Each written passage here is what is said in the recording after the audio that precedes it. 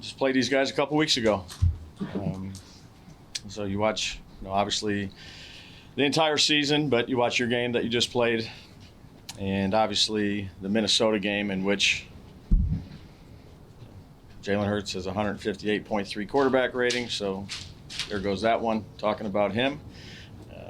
Both receivers have 300 yards together, so I know they weren't, look, it's an explosive offense. I said that the first time we played them, and it showed up in the Minnesota game against a really good defense. So to have a perfect quarterback rating, not many guys that can do that. Jalen certainly did. Defense had an interception for a touchdown. Good defense, a lot of good players. Jalen will be back. Carter, who's a problem to block, he wasn't there the first game. So it'll be a challenge to go to their place and play them another division game. In terms of our guys, these are the players that will not practice. They won't practice today. We'll see where they are kind of day to day, if you will. Burns, Holland, Daboll, and Golston.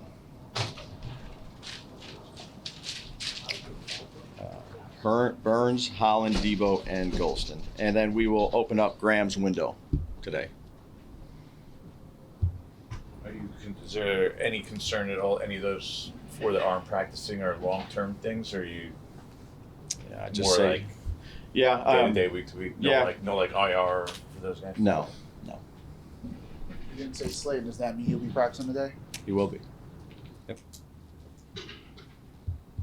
Where do you stand at the kicker position? Where do I stand at it? Yeah, where do you stand with the kicker position? Like, we're opening up Graham's window. So you intend for him to be able to kick this week? We'll see. That's why we're opening up his window. That's what I'm asking. You have an open competition? Is it? If Graham's ready to go, Graham will be the kicker. Okay.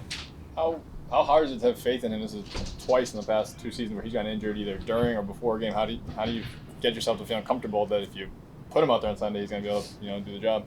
Yeah, I'd say we'll go through the week here, Dan, and it looks good. And hopefully he'll be out there. But he's done a good job for us. Couldn't do anything about the injury that he had. But there's a track record of him now. It's not like he's an older player. It's not like he had one off. It's pretty consistent. Yeah, if he's ready to play and he goes through practice and he feels good, then he'll be the kicker. If he's healthy and active and as your kicker, do you still have to have Koo on the roster for that game in case, based on what's happened in the past? Yeah, I'd say let's see how he does these next couple of days here, Pat. But he's a kicker. He's been working. We're bringing him up for a reason. Hopefully he's progressing in the right direction. He is progressing in the right direction. So we'll see a couple days here how it goes, and then make a decision what we need to do. So if Graham is activated, you're not to put words in your mouth. It sounds like you're leaning towards you would not be interested. Yeah, I'd say today's Wednesday. Let's see how it looks on Friday after practice. What has Graham been able to do the last couple of weeks? What has he working with the trainers? So he hasn't been able to go outside and kick? Yeah, he does the stuff that he needs to do to be with the trainers, and they think he's ready to go.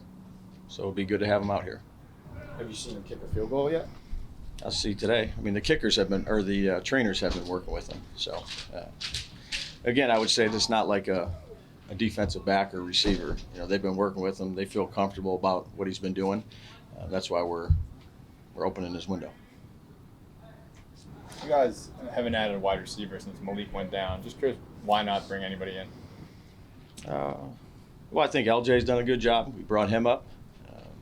Wandell's really, we've asked Wandell to do a lot of different things, not just play where he's, played the last few years, more slot related. He's done a lot of different things, and he's really done a nice job for us. Those guys have done a good job, and we've used, more tight ends. We've probably used more tight ends than we have in the past few years, and they've done a nice job for us. So spreading the ball around, we'll see what happens here. Dave, what have you seen with Saquon? His yards per carry is down considerably from a year ago. See him as one of the most talented backs in the league. Explosive, dynamic. I think he's a hell of a player. Debo can't go, what's your confidence level in Tay Banks? Yeah, he'll do everything he can to be as ready as he can be. Coaches will work with him. Get all those decisions, who can go, who can't go. I'm saying it on Wednesday, that'll be decided on Friday. So, Tay's working hard, doing everything he can. Does he remain next in line at that spot if Paulson can't play? Yeah, we'll see. Again, we'll see where Paulson is. We'll see where Paulson is. But Tay's got to be ready to play. They all do. You mentioned Jackson. Obviously, it looked like he had a little bit of an ankle in the game on Sunday. Good to go. What does it say about him that he's had a couple injuries the last couple games, and it seems like when Wednesday rolls around, he's out here, and you're downplaying it, he's downplaying it. I mean, is there something that you can attribute to? He's got a lot of good toughness. The good ones that I've been around are usually the toughest ones too, both mentally and physically on the team. He's a tough guy. It's unusual to play a team twice in such a short period of time. Yeah. He's a rookie quarterback. How do you think he'll handle that, and do you think the Eagles will have a better understanding of him now? Again, I got a tremendous amount of respect for Vic. He's done a great job in this league for a long time. I can't answer what he would do or what he wouldn't do. You watch your game, you see how they played you.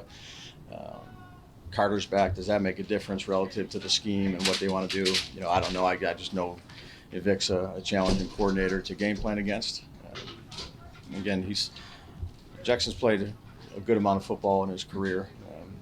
In these last 4 weeks, he's got a routine down, and we do everything we can do to get him ready to play. You take that as like an offensive head coach. What's your involvement in the defense during the week, during the games? Yeah, well, I know what they're calling. I know the plays. I listen to them. If I see something, I'll give it to them. But I want to let those guys do their job. I have a trust in Shane, the defensive staff. They work extremely hard to try to do the things we need to do. I thought there's been a lot of improvement the last few weeks. So I see something. I watch tape with them after practice, go through the practice, meet with those guys on what they're deciding to do, give them my 2 cents, but let them do their job. Is it fair to say you're more hands-on in the offensive game planning, that process on Monday? I meet with all 3 phases, Dan. Do I spend quite a bit of time with the offensive guys? Certainly. But then I go and spend time with the defense, and then I go and spend time with Gobi and watch all the games, tell them what I see, ask them what they see, have good communication in that regard. With Jewel, obviously the sack numbers aren't where they are, but he's still getting pressure to the quarterback. So I guess 7 games in, how are you assessing what he's brought on the field so far? I'm just glad he's on our football team. I'm not going to get into 7 games. He's a good football player for us. He's productive in rushing the passer. He's good at setting the edges. He's a good player for us. Carter and Scadaboo limited at all? Abdul and Cam? No, they're going. Yeah. I would imagine you would agree that you would say that you're an aggressive head coach. You have an aggressive mindset. Does that is your defensive coordinator of the same ilk? Do you think? Is it important for you to be in a synergy with him as far as having aggressive mindsets? Yeah. Again, each week we sit down and, hey, these are the keys to this game. This is kind of how I see it. This is how you see it. I do the same thing with Calf. I do the same thing with Gobi. Everybody's involved in it. All the defensive coaches, all the offensive coaches try to work together, and then come up with the best plan we can, and go out there and play as good and coach as good as we can. Do you think the aggressive? There is a talk about how aggressive your defense was in the fourth quarter and the play calls. Do you think that had a bearing on giving up 33 points, or was it more about what happened on the field of plays? Yeah, I would just say this, Paul, like I said the other day, everybody can be better. Not just one unit, not just one position, not just one good coach. Everybody can be better. During the game, go ahead. During the game, how much are you able to give suggestions to him or specify specific play calls? I think what a lot of people are saying is on that when you decide to go, rush 3 and drop 8, is that your call? Are you giving your input there? Like, how does that kind of work in the moment?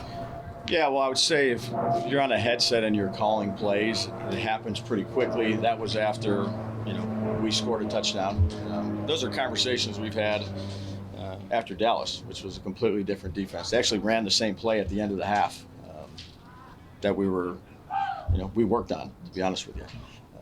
So we had two robbers there. They made a nice catch.